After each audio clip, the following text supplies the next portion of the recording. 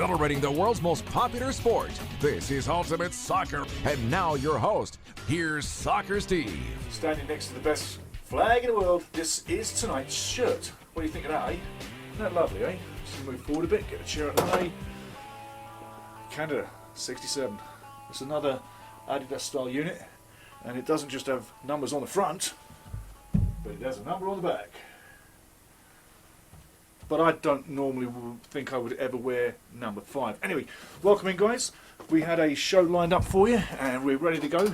But today, we're going to go off the clipboard. Isn't that a big clipboard, eh? And I got to go through a clipboard because we had a bit of a technical breakdown earlier. So this is old school, off the clipboard. And next one, we're back to normal. So just bear with me. So, like I say, a bit of a technical problem, but we endeavour to get you, and we are still here. So, good evening to you. I said I'd be here Monday. The shows will be in the evenings, guys, not during the day, until we go live. Once we go live, once we get 1,000 subscribers, then we'll be through the day, and it'll be interaction like right now. So it won't be any delay, and it won't be at the night or the midday or the morning. It'll be a proper structured schedule through the week. So get ready for that. But let's get to 1,000. Big thanks to the subscribers. Big thanks to all the poets who comment down below. And got to say, I really do appreciate everybody. I'm telling you seriously, I appreciate everybody for your time and the thoughts you put into it. And I tell you, hey, look down below. There's a stats website. Go there, guys. You find out the probabilities of Canada and the rest of it. Another good thing. That's from DJ Knox, one of our family. Doug, way to go, mate. And like I say, big thanks to everybody. Getting into it, going to touch a couple of things. Canadian teams going to World Cups is going to be something of a regular thing. It's been a regular thing with the girls all through, or I should say the women. And the U20 women's have just qualified for this year's Women's U20 World Cup coming off in Costa Rica. And Costa Rica is the host, obviously. And we have the US, Mexico and Canada now all in that U20 World Cup. So 4 of the teams at the Women's U20 World Cup will be from CONCACAF. So we've got a 25% share of the whole thing. And the funny thing is, they're saying there's going to be 16 teams go to that competition, but they're saying they're expecting 16 teams. I never expected teams to get to a World Cup. You qualify or you don't. There's a certain amount of numbers that are going to get there, yeah? So, yeah, link down below shows you expecting 16 teams. Quite strange. But anyway, the U20 women going to Costa Rica. Another team going to a World Cup. We'll be going to Qatar. And you got to say, life is good for Canadian football. Soccer is just exploding. Another thing that's not exactly exploding over there in the UK, Nottingham Forest, Ricky LARYEA. Our boy Ricky. I tell you, 2 games ago, I mean, Ricky hasn't played a game, right? And he's been there since January 8th. 2 games ago, he was on the bench, okay? So I'm thinking, oh yeah, and I said to you that show, he was on the bench, things are looking good. Maybe next game he's in the game. The last game, he wasn't even in the squad for the game. And I haven't heard any injury reports or nothing or anything like that. Nottingham has got a really good defence right now. That's keeping him out of the team, that portion for sure. But not even to get a run out, that just doesn't seem right. I'm going to keep my eye on that, as I have been. I'll keep you informed about Ricky and Nottingham Forest and what's happening. But if he doesn't get games, he's not going to be fit to play the first game. So we need that to happen. But Ricky, it's not going good. What is going good, in fact, what's going fantastic, is ALPHONSO Davies. Alphonso Boyle Davies. He's back in training with Bayern München, as a little picture revealed that he's in training, and man, I tell you, he looks in great shape, and it's a good thing. That's a good thing. I mean, I'm so happy to see him training, because I really was worried about him. I mean, he's one of ours. He's one of our own. He's one of our own. ALPHONSO Davies. He's one of our own, and he is. He's one of our own. And I was worried. I hope you were too. Don't not worry yourself sick, but like I say, I was concerned about Alphonso. Now that he's in training, I'm feeling a lot better about that. Not just for the playing side of it. Yeah, we love him, we need him, we want him. But just from the humane part of it, yeah? I'm happy that that super athlete, super person, super character, super personality in the making I'm glad he's doing good. I hope you are too. So, some other news. We're going into the world news now. I'm going to leave you with a story. Every show is going to finish with a story, okay guys? Every show I'm going to leave you with a story. Some are good, some are bad, some are nice, some are nasty. But they're true stories of my time in and around the game as a fan. Those are the kind of stories I'm going to give you, or something good about teams, yeah? So, it's always going to be different, but every show will end with a story. Last time it was a story about the medium and myself coming to Canada. And true story, man. And Deanna, thank you very much for that. Ronaldo, here's one for you. On the weekend, he gets a hat-trick, and he scores now, or his total now is 807 goals total. And he's been proclaimed as the highest scoring footballer ever in history in the game. There's a guy, believe it, from the Czech Republic. Name is Bican, B-I-C-A-N. I think he is on record for 821 goals. You can also indulge someone else. Pele played way over 1,000 games, and that was like in the early 70s. He played after that too, so he probably like 1,200 games plus. It was rumoured that he scored way over 800 goals. I can't tell you the number. I mean, I thought it was like a goal a game for Pele in all his games. So I think he scored more than 807 myself as well. So Pele might still be.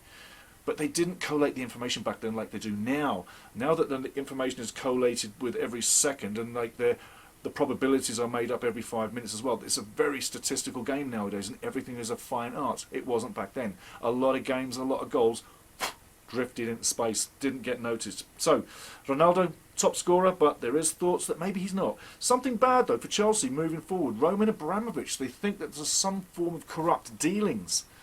I hope that's wrong, but things are going really bad for Chelsea. Nothing seems really good at all, does it, eh? Sad state of affairs, sad state of affairs. But boy, who would have ever thought that would have happened? I don't care for the politics. It's just, I've never seen anything like this with a soccer club or anything go that way. So now I'm going to leave you with the story. It's a short show today, so we can get this off the ground really quick. But the story that I have coming through is when I got thrown through the window at a football match. I was a young kid. I was 15, 16. I think I was 16. And this was in London, England. And I've got on the train, and I've left Wimbledon station on the District line, which is the green line if you look on the tube, on the map on the tube. And I go all the way to Fulham Broadway station. Fulham Broadway is the station, tube station, right next to Stamford Bridge, Chelsea football ground. So I get there, get off the tube, walk up the stairs, walk out, and I'm walking along the road towards Chelsea's football ground, Stamford Bridge, and that road is called the King's Road.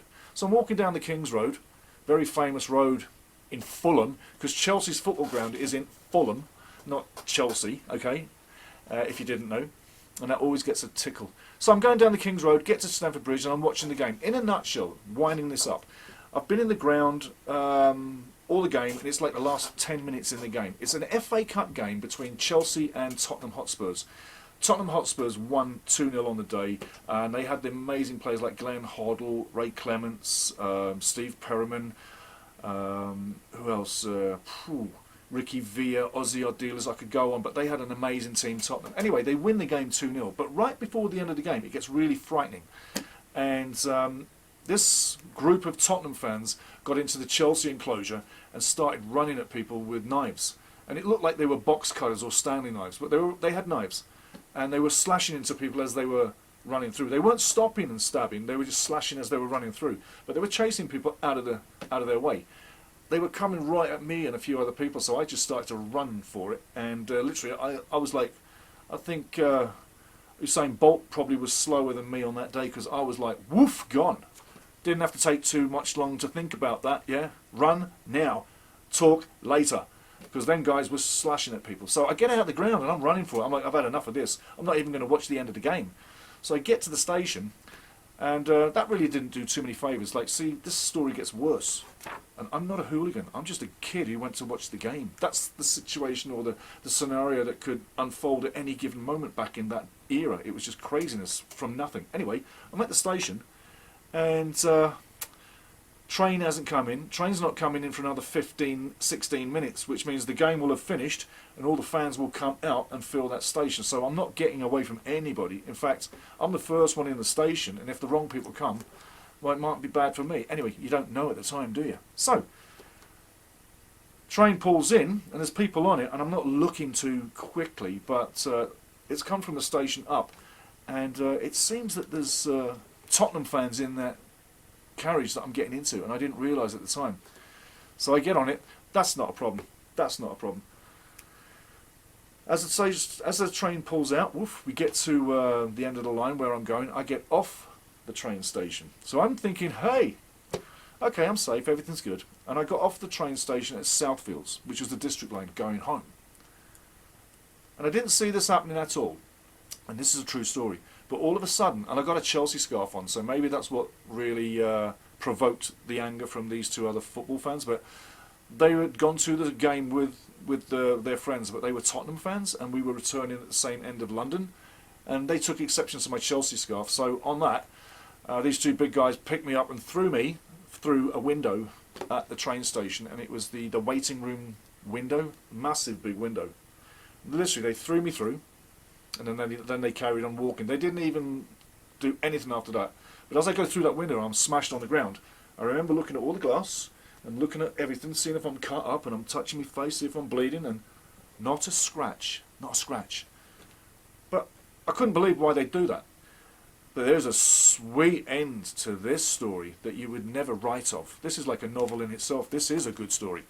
So I've had the violent scene at Stamford Bridge. I've run away.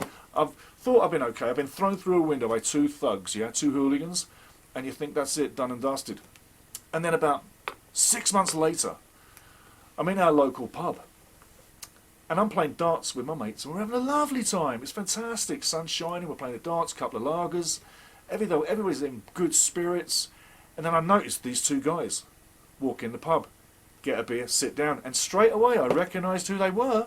These two lovely fellows. Those were the fellows that threw me through the window. Yeah, I'm not kidding you. You couldn't write this. And on that, I've said to Mark, my big brother, I'm like, Mark, yada yada yada, story told, bada, that's them two over there. Could you believe it? I'm like, the guys that threw me through the window are sitting down in our pub, in a table, poof, crazy. My brother was not impressed. Not impressed. He then on that got all the people in the pub to circle that table. And on that, those guys sitting at the table knew something was really amiss. And a couple of questions were posed to them, and I wasn't at the table, but the big guys in the pub were like, you like throwing little kids through windows, do you? And the one guy, literally you could see the colour drain out of him. And he goes, I don't know what you mean, I don't know what you mean.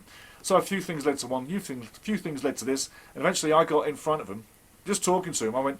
I said, no, you do remember me, right? Because you two threw me through the window. And nothing happened to him. Nothing happened to him, okay? No violence. But it was told to them never to come back to that pub and never to come back to that area of London ever again, and that they can have their beers tonight. But as soon as they have their beers, they must disappear from this neighbourhood and never come back. And that is exactly what happened. So sometimes those hooligans, those nasty bastards, sometimes people do catch up with them. I laugh about that now. I wasn't laughing through it getting thrown through the window, mind you.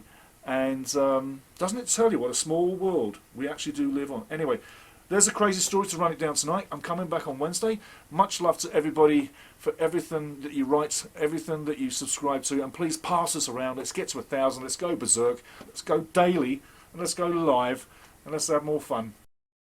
More Canadian stuff Wednesday, more news stuff Wednesday, another story, and it'll keep you entertained. I hope it is, because you're keeping me entertained by being there. And talking to you guys is absolutely smack on. If I make a little mistake, please let me know. Mark Howard, big to you. And everything else, like I say, have a great night. See you Wednesday. Go, Canada, go. I am loving this.